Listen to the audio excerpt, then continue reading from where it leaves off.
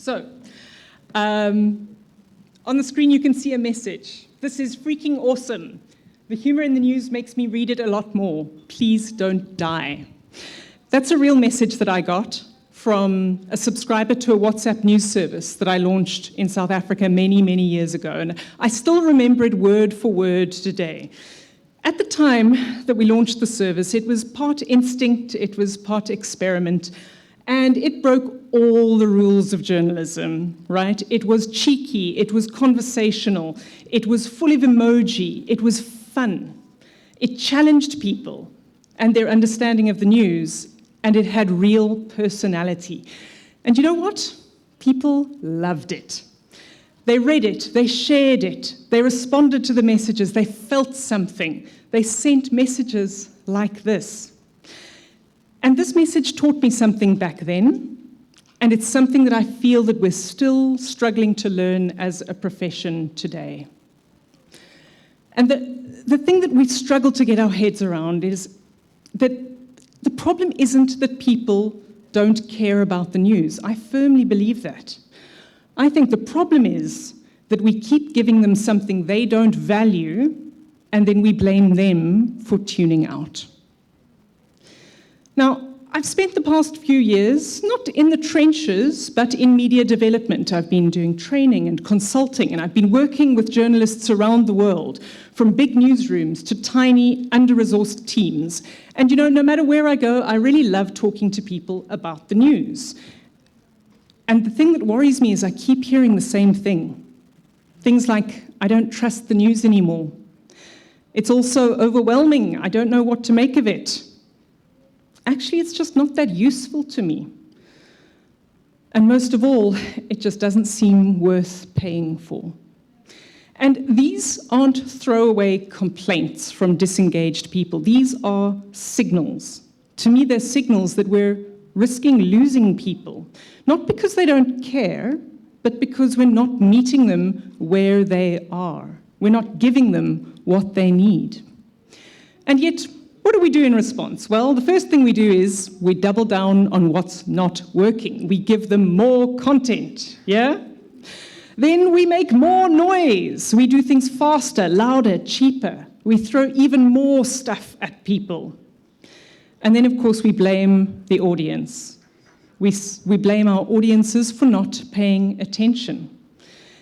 And, you know, I saw someone a little while back saying that journalism is the only industry in the world where the customer is always wrong, right? And it really made me blink. Because we keep insisting our audiences are to blame. It's their fault they don't believe us. It's their fault that they're not paying attention. It's their fault that they don't trust us. They're the ones in the wrong, not us, right? But what if our audiences aren't broken? What if our model is what's broken? Because to me, this is the disconnect that we're just refusing to face up to over and over again. We keep packaging what's important to us, and then we keep wondering why it's not landing with them, yeah? Whereas what we need to do is to focus on that sweet spot in the middle. We need to meet their needs. Now, we have to ask the question, what if we are getting it wrong? Because we like to say that journalism serves the public. But what if the product that we're delivering to the public actually doesn't? What if it doesn't serve them? I think we need to be journalists about it when we try to answer this question, and we need to ask ourselves some more questions in the great journalistic tradition, right? We need to ask ourselves, what are we making? Who is it for? Is it helping? We need to question our core assumptions. We need to examine our current output. We need to listen to actual audience needs. Because every day, in every newsroom, we ask the same question, right? What's new? What's new today? What are we doing today? But maybe there's a better question. And maybe that question is, what helps? Yeah? What is going to help today, not what's new today? Now, journalism has always relied on a set of traditional news values, right? We use them to decide what's worth covering. You probably know the list by heart. I won't go over it, but it's values like timeliness, conflict, prominence, novelty, the list goes on. And these values aren't wrong, far from it. I still teach them in training sessions all the time. But let's be honest, they mostly reflect what we think makes something matter. They don't necessarily reflect how something matters or why it matters and to whom. There's a different framework that's becoming more and more popular in newsrooms globally. You may have heard of it. It flips the focus from the newsroom's priorities, what we think we need to deliver, to what people actually need us to deliver. It's called the user needs model. It was originally developed by the BBC, and it is now being adopted around the world. And it asks a simple and powerful question. Why do people even go to the news in the first place? And you can see the answers aren't complicated, right? They want to stay informed, sure, we know that, but they also want help navigating life. They want deeper understanding. They want inspiration, and they want connection. In a word, what they want, I would say, is community. And so the question then becomes, how do we bridge the gap? The user needs model is a powerful shift, right? It reorientates us towards the people that we are here to serve. The question I've been toying with, though, in the work that I've been doing is, how do we translate those user needs that we know exist into actual editorial choices? In other words, how do we change the decisions we make in our news meetings every day? And as I work with newsrooms, I've started sketching out a different set of news values, not to replace the old ones, but to help us evolve. Think of them as a bridge, right, between what people need and what we make. And these new news values look a little something like this. I've divided them into 3 overall clusters of what people want from us, right? First thing they want from us is, make it make sense. Yeah? Does our journalism cut through the noise and shift how people see the world?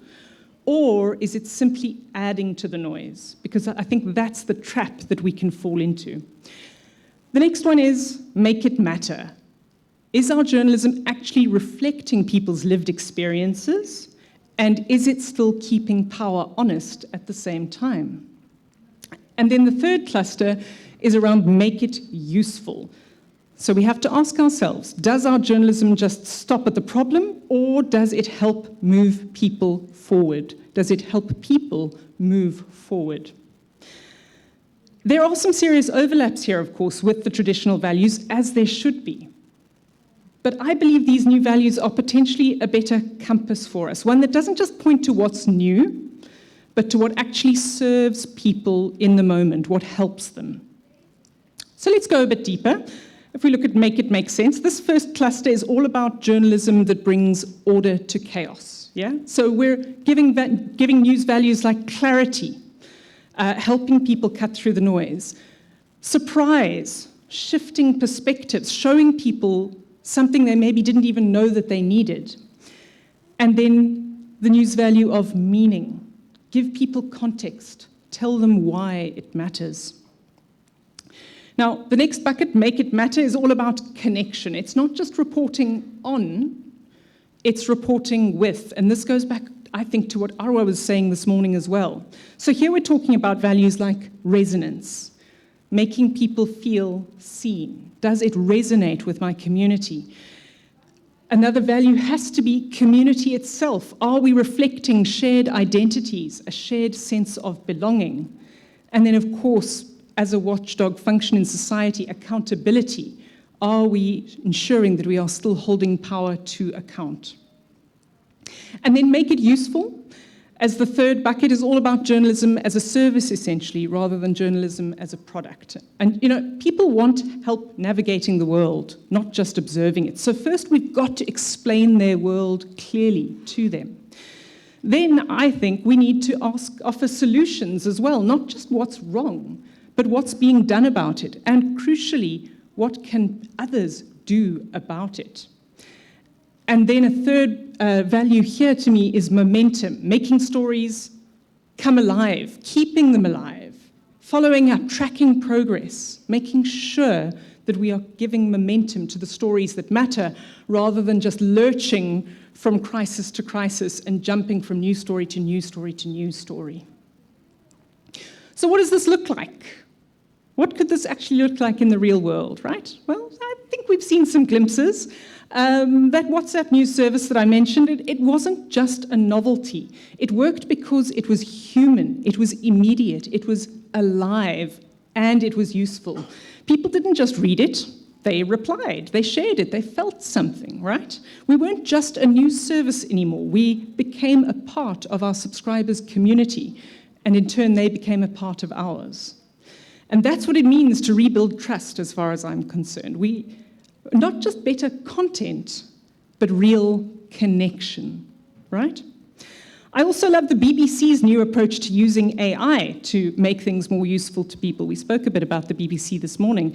And, their new stated intent as of last month is that and I'll read it to you, we must become ruthlessly focused on understanding our audience needs, on delivering the kind of journalism and content they want, in the places they want it, designed and produced in the shape that they want it. Yeah? And then, of course, there's also the rise of the news creator. We've been talking about this today already. This is another place in which we see this new approach emerging, right? This on the screen is V. Spihar from the US, hugely influential on TikTok, and also hugely ethical, I think. And their take is that audiences aren't asking for less information. They're asking for more empathy in how it's delivered. Again, echoing back to what Arwa said this morning. I've also started experimenting with what I call news therapy, right? Sometimes I believe people actually don't need another headline. What they need is a space to process what they've already seen. So I've run sessions like this in a lot of the training that I do in the corporate world, and what they often lead to is the most honest conversations about the news, really refreshing, really open, really honest conversations. I take people behind the curtain, I explain how we do our work, I give them a space to process the news, to reflect on it, I offer them emotional support while doing it, and together we try to make sense of things, right? We try to make sense of the news and hopefully find a little bit of meaning in the noise, because that's so often missing for the people we serve. This is journalism as support, not just journalism as information. It's make it make sense in its most human form. Another idea, imagine if we had a regular slow news day in the newsroom, right? 1 day a week, no breaking news. It goes against everything we are programmed to do as journalists, right? We've got to jump on that story. But what if we don't? No breaking news, no churning, just deep dives, context, follow-ups, a pause in the chaos, a space for reflection. And the question there to me is, what might we discover if we gave these stories room to breathe, to really live? What might we, as journalists, be able to discover? And what might we help our audiences discover too?